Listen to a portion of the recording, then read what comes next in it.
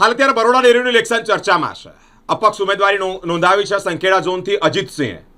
તેઓએ પૂર્વ રજિસ્ટ્રાર પંછીવાલા પર ગંભીર આક્ષેપ કર્યા છે અને કહ્યું છે કે આ કોઈ બોર્ડ પંછીવાલાના ઇશારા ચાલી રહ્યું છે. ઇવન એટલું જ નહીં, નોકરિયાત વર્ગ પાસેથી 15 થી 20 લાખ રૂપિયાની ઉઘરાણી ચાલી રહી છે. બોર્ડ પર જ્યારે ગંભીર આક્ષેપ કરતા હોય અને તે જ અંતર્ગત તેઓએ બરોડા ડેરીના ઇલેક્શનમાં અપક્ષ ઉમેદવારી જ્યારે તેઓએ નોંધાવી હોય તેઓ મીડિયા સમક્ષ આવ્યા છે અને વધુ વિશેષ માહિતી તે જ અંતર્ગત આપી છે. ના હોના માટે નારાજ? કોનાથી નારાજ છે? કોઈથી નારાજ નથી.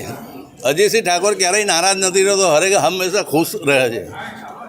ફેક્ટરનો તો ઇતિહાસ લખાય એવો છે. આ ફેક્ટર જેવું આ લોકોની જે રચના થઈ છે આ વહીવટમાં 2012 પછી, કે ડેરીમાં તમામ સભાસદોને નુકસાન જાય એવા કામ કરે છે. ઘણી ચાલુ મંડળીઓ એમને બંધ કરી દીધી છે.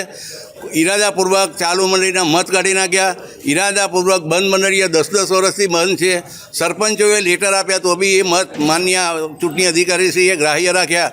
એટલે આનો એક જ હથિયાર છે કે જિલ્લા રજિસ્ટરમાં નોકરી કરનાર માણસ રિટાયર થયા પછી ડેરીના એડવાઇઝર તરીકે જે એની નિમણૂક કરી છે અને એક તદ્દન ગેરવ્યાજબી નિમણૂક છે. ખોટાનું સાચું ને સાચાનું ખોટું કરનાર એ પ્રોજેક્ટ બનાવી આપે છે બરોડા ડેરી બોર્ડને. અને એના કારણે પંછીવાલાને રાખવાની કોઈ જરૂર નથી. પંછીવાલા રિટાયર્ડ જિલ્લા રજિસ્ટરનો અધિકારી, જેનું જિલ્લામાં ભ્રષ્ટાચારમાં પહેલા નંબરનું નામ હતું. ગુજરાત સ્ટેટ રજિસ્ટરને હું કહેવા માગું છું કે આવા અધિકારીઓની નિમણૂક વગર ઇન્ટરવ્યૂ વગેરે જાહેરાતે કેવી રીતે આ લોકો કરી શકે? અને આખી ડેરીને ગાઈડ કરી અને સાચું ને ખોટાનું સાચું કરવા માટે આ પંછીવાલા ટેવાયેલા છે. તમારા આક્ષેપ કયા? હાલના બોર્ડ પર શું આક્ષેપ છે? હાલના બોર્ડ પર કોઈ આક્ષેપ નહીં. ડાયરેક્ટર આખું ડાયરેક્શન જ પંછીવાલા આપે. કોણ ડાયરેક્શન આપે છે? પંછીવાલા જિલ્લા રજિસ્ટરનો રિટાયર્ડ અધિકારી એ બરોડા ડેરીના બોર્ડને આપે. કયું બોર્ડ છે? બરોડા ડેરીનો અમારા ચેરમેન છે, બરાબર. એ ચેરમેનને પૂછવાનું કે આ પંછીવાલાને કયા બેઝ પર તમે રાખ્યો? 10 વર્ષની મંડળીઓ તમે બંધ હોય એના ઠરાવ રાખો છો અને ચાલુ મંડળીના ઠરાવ તમે કાઢી નાખો છો. આ તો અમિતાભ બચ્ચનના અંધા કાનૂન પિક્ચર જેવી સ્ટોરીઓ છે આ લોકોની. પણ દૂધના પૈસા કોઈને હદ્યા નહીં અને કોઈને હદવાના નથી. એમને ત્રીજી પેઢીએ બી ભોગવવાનો વારો આવશે. તમે જીતશો તો શું કરશો?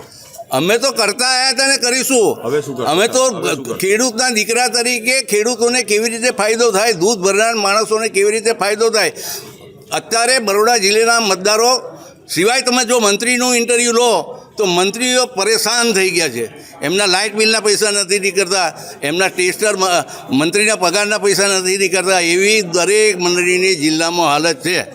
અમે જ્યારે ભરતી કરી કાયદેસર પેપરમાં આપીને કરી, જાહેરાત આપીને કરી. અત્યારે કોઈ જાહેરાત વગર જ ડેરીમાં ભરતી થાય.